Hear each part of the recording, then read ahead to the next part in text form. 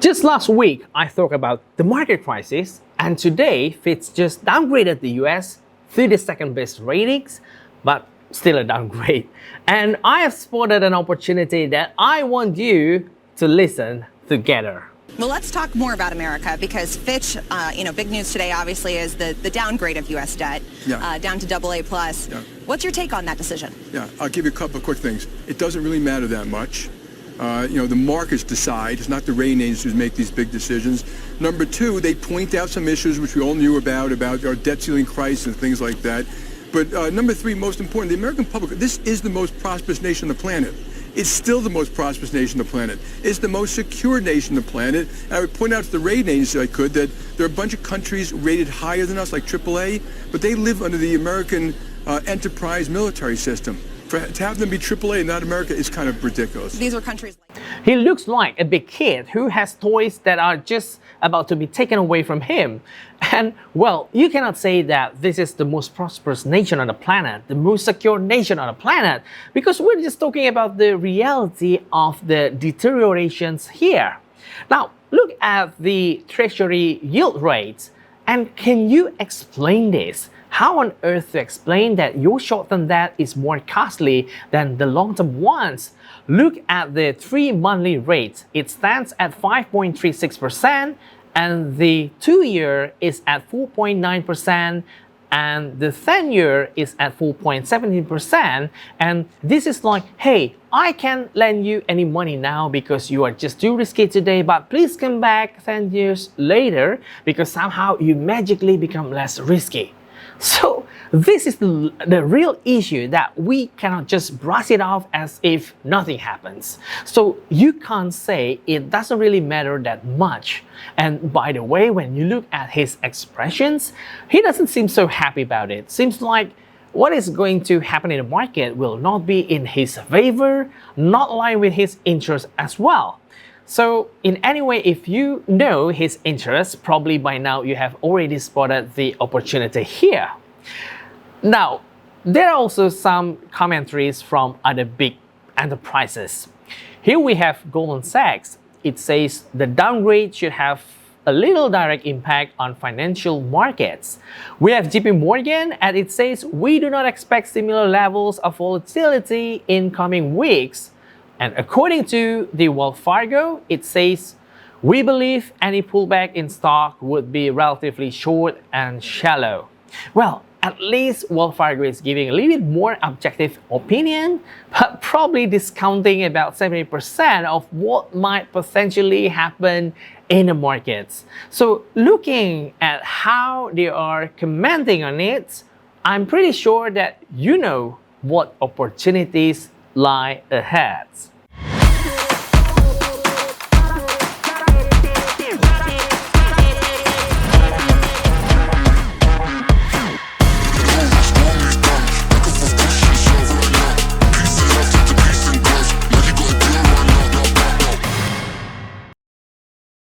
On August 1st, 2023, so just recently, Fitch Ratings just downgraded the United States from AAA to AA+. It's marking the first such downgrade since 2011 by S&P Global. And I would say there are 3 main reasons for this downgrade. Well, the first reason was the expected fiscal deteriorations over the next 3 years. So Fitch projected that the US federal government debt to GDP ratio would increase from 120% in 2023 to 134% in 2026. And this projection was influenced by various factors, including rising interest rates, an aging populations, and ongoing spending on the entitlement programs. Well, the second reason was the repeated down-to-the-wire debt ceiling negotiations, which, well, it raised concerns about the US government's ability to raise the debt ceiling at a timely manner. And we know historically this had happened several times in recent years, and it definitely led to the uncertainty about how the government's, its ability to meet their financial obligations. Now, the third point is Fitch pointed out the overvaluation of the equity market today. Well, the high level of equity price relative to their historical averages was considered as a material credit negative. This means that, well, potentially it lowered the credit rating of the US as an entity. This overvaluation occurs when stock prices are excessively high compared to their real intrinsic value, which can be the result of just investors' excessive optimism about companies' future prospect or an excessive influx of funds chasing for the same limited assets. So what Fitch is trying to evaluate here is, I would say, very, very important, which is that these high equity prices, which is driven by the excessive optimism about the US economy future, might result in a sharp decline if investor sentiment turns more pessimistic about the economy's outlook. So the downgrade is not just about the imminent default of the US, but it's highlighting the systematic challenges that the US is facing right now in managing its finances. So you can't say it doesn't matter much. Now, let's looking at the potential implications here.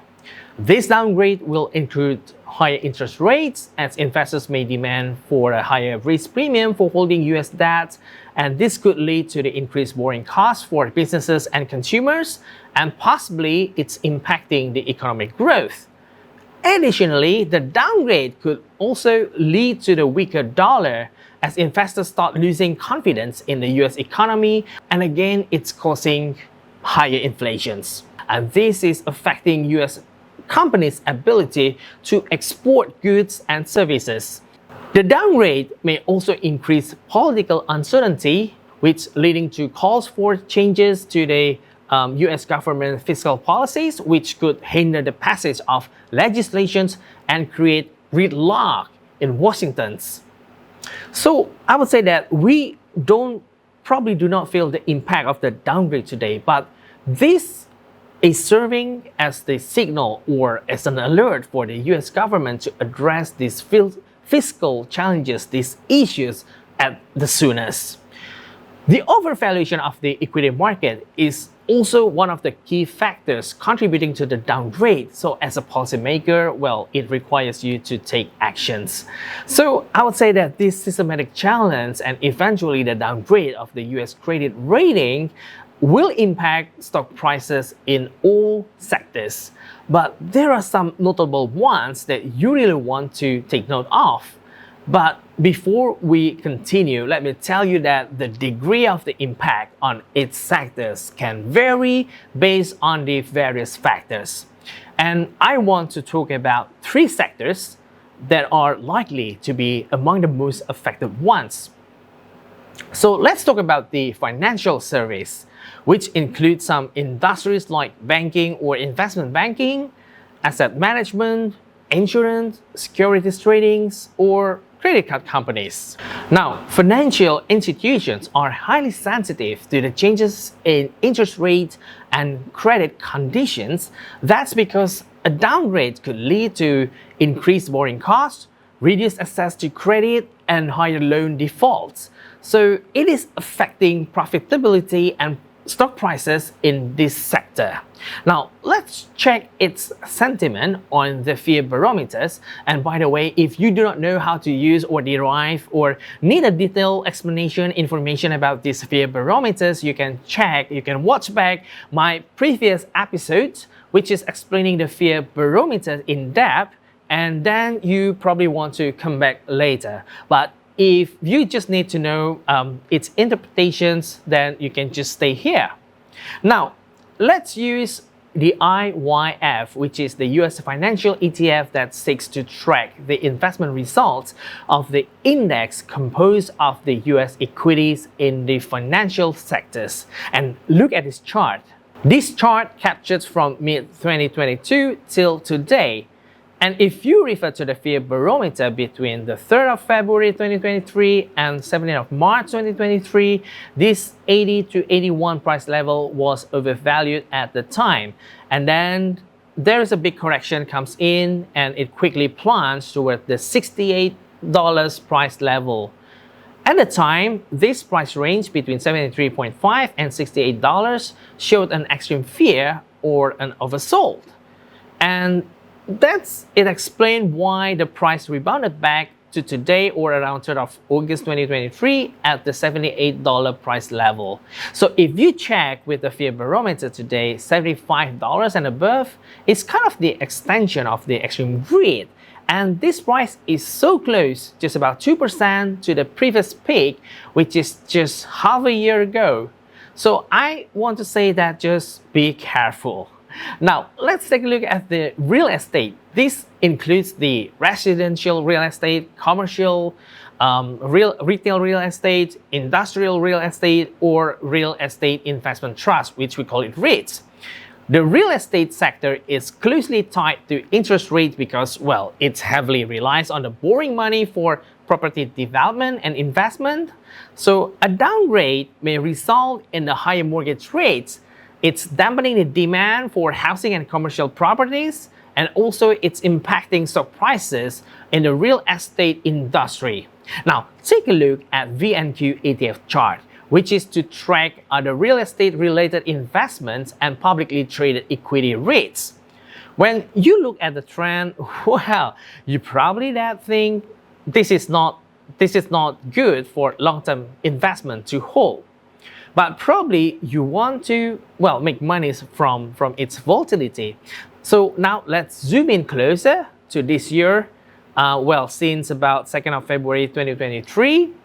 And now, when you analyze the chart from the 2nd of February 2023 till 24th of March 2023 and compare it with its Fear Barometer, half a year ago, the price between $88 and $92 was kind of overvalued.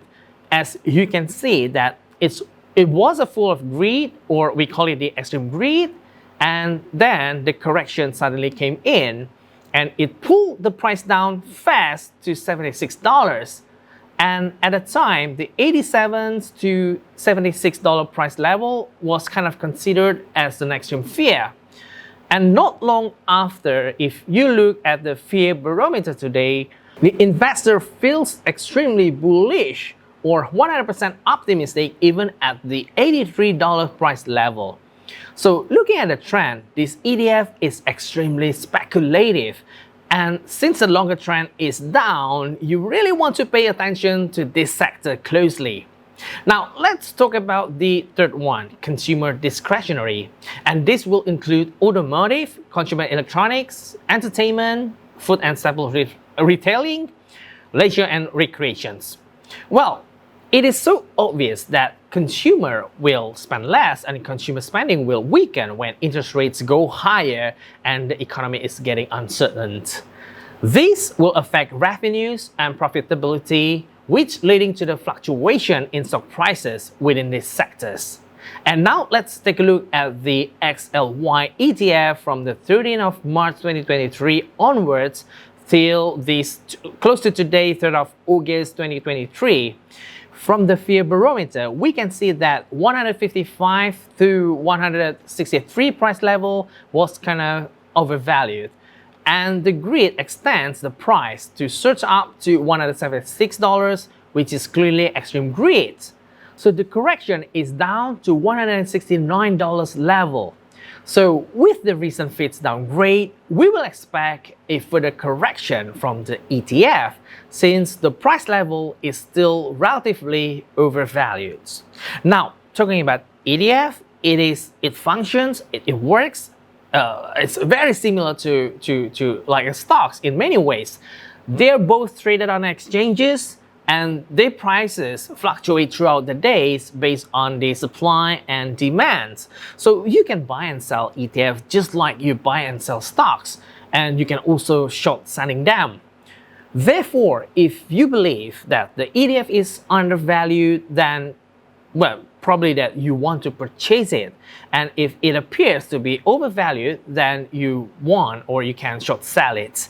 Now, let's say if you want to capitalize on these potential gains from the stocks, then you can just seek out individual stocks within the same sectors as the ETF. Now, let me give you examples. So, for example, like the IYF ETF. For that, you can look for the bank stocks or credit card stocks or payment stocks or anything that falls under the financial service, and look for those stocks that have a tight positive correlation with the ETF.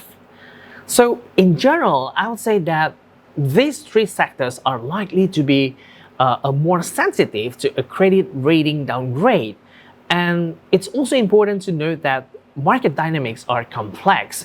So other stocks may also experience the impact depending on the overall economic conditions and investors' sentiments.